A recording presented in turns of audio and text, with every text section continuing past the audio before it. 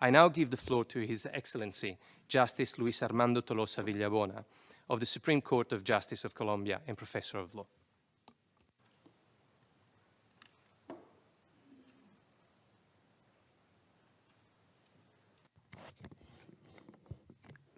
Muy buenas tardes para todos ustedes.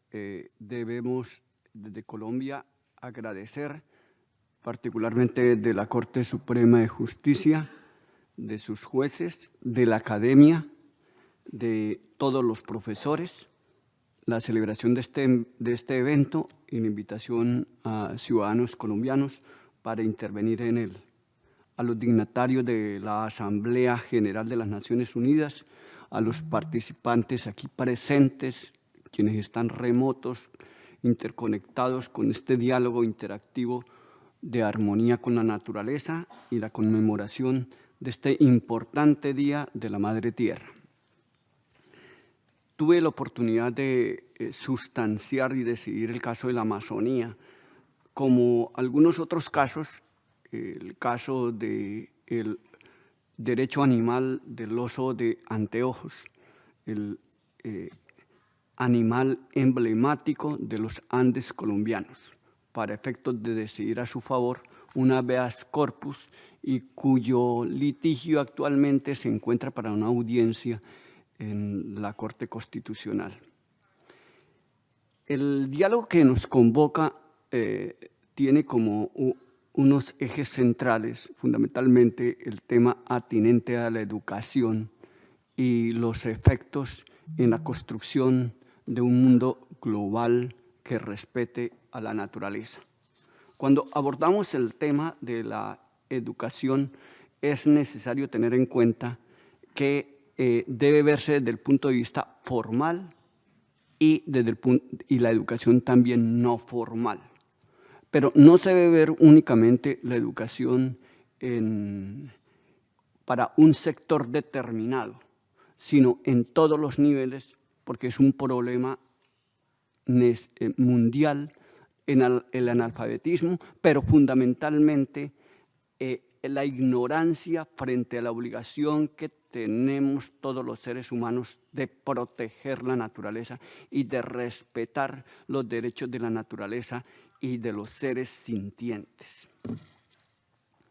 Por eso es importante el tema educativo para efectos de volcar los esfuerzos para efecto de lograr una armonía con la naturaleza. El primer aspecto que tenemos que destacar es el nivel familiar cuando abordamos los problemas educativos. Los padres, los guardadores, los representantes legales de los niños, de los menores, de niñas y niños, tienen en sus manos la esmeralda más preciada que construirá el futuro. Por eso es importantísimo que las organizaciones, que los gobiernos, que todos los interesados en la reconstrucción de esta tragedia de destrucción de la naturaleza, vuelquen sus esfuerzos, transiten hacia la necesidad de educar a padres. Si el padre enseña al niño, ¿sí?, a plantar una semilla, a cultivar una planta ornamental, lo lleva al campo, le instruye qué es la naturaleza, el niño va a aprender. Sabemos que en los 3 primeros años y sobre todo en los 3 primeros meses es cuando con mayor ímpetu se desarrolla el cerebro humano. Estudios científicos advierten, por ejemplo, en los 3 primeros meses y en los 3 primeros años el cerebro del niño ya tiene la mitad del cerebro del adulto. Por lo tanto, es fundamental porque el niño introyecta valores, conocimientos sobre ese particular. Por eso es importante, porque el niño de hoy será el ciudadano que mañana protegerá, sembrará árboles, ¿sí?, cuidará bosques y hará el bosque de la paz. Los otros niveles que es importante tener en cuenta son los niveles preescolar, escolar, secundario, universitario y posgradual.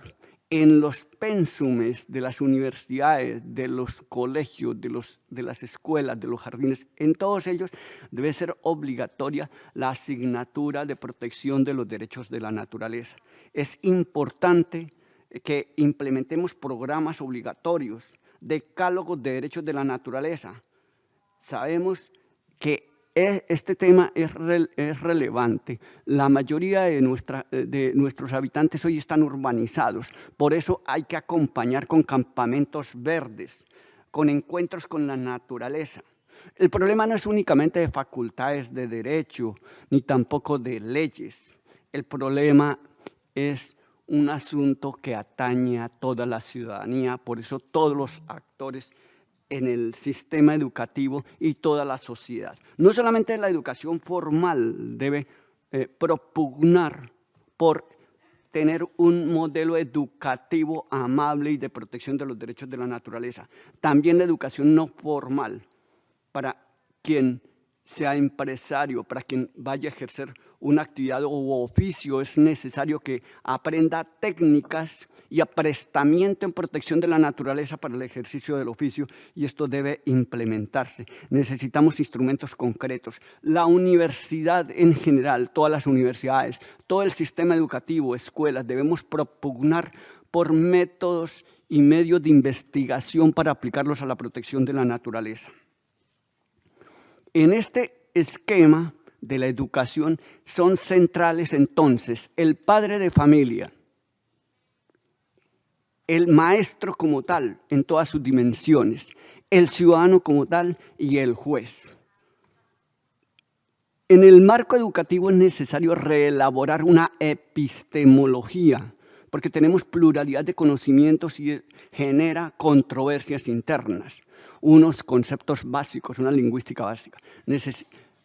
¿Cómo vamos a señalar nosotros o a decir que existen desastres de la naturaleza? Eso es absurdo y aberrante. Son desastres de los seres humanos. ¿Cómo vamos a hablar de medio ambiente? ¿Por qué no hablar del ambiente total? Las categorías de hasta qué punto es esencial o debe ser un principio del desarrollo sostenible. Es decir, la categoría hábitat, la categoría ecológica, la categoría medio ambiente, la categoría desastre. Todo el esquema, necesitamos llegar a acuerdos en la comunidad internacional sobre unas ideas básicas, como lo han hecho, como el comercio lo ha hecho con los Incoterm, International Commercial Terminus. Del mismo modo, necesitamos urgentemente superar las barreras epistemológicas. Bien, esto aquí el maestro y el ciudadano y los padres tienen un papel importante, pero también tienen un papel importante los jueces. Nuestros gobiernos y las autoridades suscriben todos los días acuerdos. Y esta mañana se preguntaba, ¿cómo hacemos que se cumplan los acuerdos? Es necesario que en la educación los profesores en todos los niveles, los centros educativos, enseñen a los ciudadanos, a los niños a plantear en todo el universo, en todas nuestras escuelas, acciones en pro de la protección de la naturaleza. Y entonces aquí encontramos al juez, bastión de la democracia junto con el maestro. El juez entonces tiene que ser reeducado. Si nosotros reeducamos al maestro y al juez, el juez recepcionará las acciones que le promuevan los ciudadanos, o el juez de oficio aprenderá los conflictos, y si estoy resolviendo un problema petrolero, un problema minero, un problema de familia, de oficio, así no se me haya planteado una acción tendiente a mitigar el cambio climático, tomaré medidas como juez oficiosamente para anular un contrato, para disponer. Ante la omisión de las autoridades es necesario que en América Latina, que en el mundo entero, contribuyamos nosotros desde la academia para formar a la juventud, a los jóvenes, para que busquen el esquema escolar a través de las acciones, y al juez para que resuelva positivamente. Esto supone necesariamente qué enfoques podríamos utilizar. Necesitamos tener un enfoque muy claro para nuestras políticas educativas, para nuestras políticas económicas. Y el primer enfoque, el elemento principal es el cambio de paradigma que debemos observar. Debemos transitar nosotros de un paradigma eminentemente egoísta, antropocéntrico, a un paradigma o un modelo cosmocéntrico, ecocéntrico, de igualdad con la naturaleza. Este paradigma supone desde el punto de vista político que tenemos que apostarle a un Estado de derecho constitucional y ambiental, de manera que este Estado se forjará esencialmente sobre un orden público ecológico, nacional y mundial. ¿Con apoyo en qué? En el Corpus Juris International. Todos conocemos en nuestras universidades los tratados, tenemos a la mano el acceso y allí tenemos una serie de principios. Allí está el orden público. Es necesario forjar sobre estos aspectos, tanto las cátedras como los jueces aplicarlo. Es necesaria la protección de los derechos fundamentales ambientales. El medio ambiente y todos los derechos que dimanan de la madre naturaleza es necesario protegerlos. Como derechos constitucionales, sí, exigibles directamente aún sin desarrollo legal. En muchos países de América Latina encontramos con el problema de que las constituciones tienen un canto a los derechos, pero los jueces no los cumplen. Necesitamos que los jueces y los maestros ayuden para que las personas tengamos una laxitud de pensamiento, interpretemos los casos concretos y apliquemos directamente la Constitución, así no haya desarrollos legales o el Corpus Juris International. Necesitamos nosotros una soberanía ambiental, esencialmente. La soberanía ambiental implica que como otro estándar para el Estado de derecho ambiental, que va a tener una participación la comunidad, las etnias, los indígenas, las negritudes, los campesinos, quienes fundamentalmente los pescadores, frente al tema del mar y al tema de los bosques, los principales resumideros o los principales medios que tenemos nosotros para proteger el medio ambiente. Necesitamos igualmente desde los enfoques, desde la filosofía, cambiar el concepto de sujeto de derecho. El sujeto de derecho no es únicamente el hombre. Tenemos que hacer una revolución copernicana porque el sujeto de derecho es la naturaleza también, los seres vivientes. Esa categoría tenemos que ampliarla. Necesitamos igualmente apostar por una justicia climática. Significa que los jueces en todo el orbe, ¿sí?, y los maestros deben contribuir al sistema educativo ante la negligencia de las autoridades y de la empresa privada, ¿sí?, que apostemos por tomar acciones afirmativas en el sentido, teniendo en cuenta que el dióxido de carbono no está únicamente en su fuente, se expande a la parte más lejana, de modo que cualquier juez ¿sí?, debe ser consciente que este es un problema global.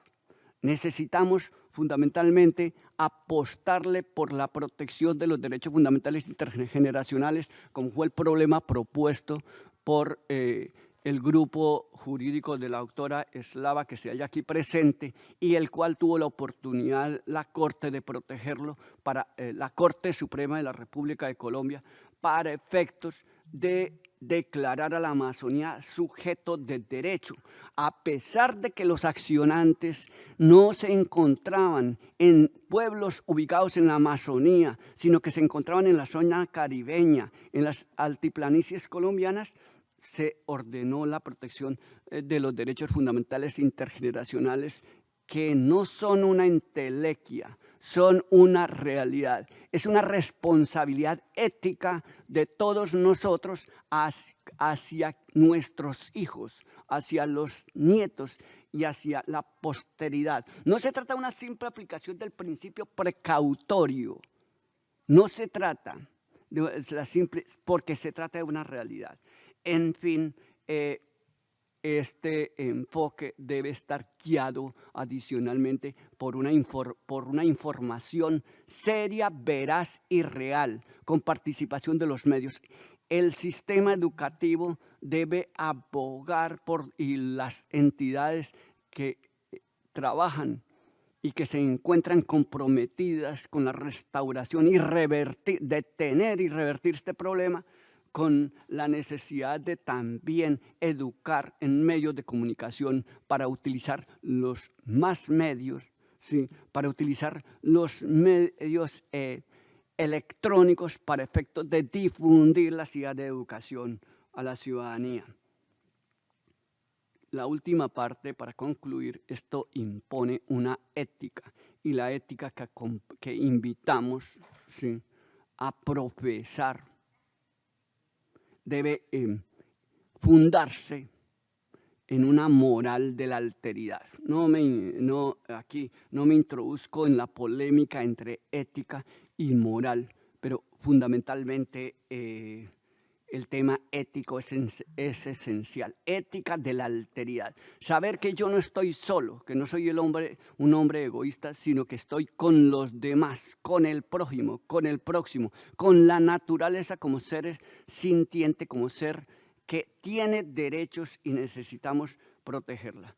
Estas fueron algunas de las ideas que nosotros tuvimos la oportunidad de plasmar en el caso de la Amazonía en el derecho colombiano, en el caso del río Atrato, porque el caso colombiano creemos que de alguna manera es paradigmático y posteriormente tal vez tendremos algunas ideas de mencionar algunos casos fundamentales que en el derecho colombiano y en la jurisprudencia nos permiten encontrar estas ideas, ¿sí? La página de la ONU con la asesoría de la doctora Ana Mercedes ha puesto en el portal de Armonía con la Naturaleza algunas de las decisiones más relevantes del derecho colombiano y que se encuentran allí, y a continuación, adelante, si hay un segundo, mencionaremos cómo hemos podido aplicar o en cuáles casos al menos lo mencionaremos, hemos podido entrar en diálogo con la naturaleza para proteger los derechos de la madre tierra. Muchas gracias a todos ustedes.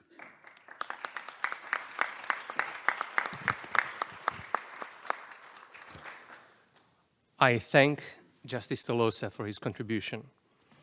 And to many lawyers, or at least to all the lawyers in the room who have been trained in the positivist legal tradition, law is often construed as a set of almost mathematical rules to be applied with strict and somewhat soulless logic. And so I would like to thank Justice Tolosa for reminding us that imagination, creativity, and probably most importantly, empathy are crucial. And without them, law would be nothing more than a self-referential and ultimately destructive mathematical exercise. As Justice Conk of the Supreme Court of New South Wales says, courage is truly a legal virtue. And I'm sure that the floor will pick up your invitation, Justice Tolosa, and questions will come to expand, as you suggested, on the Colombian cases.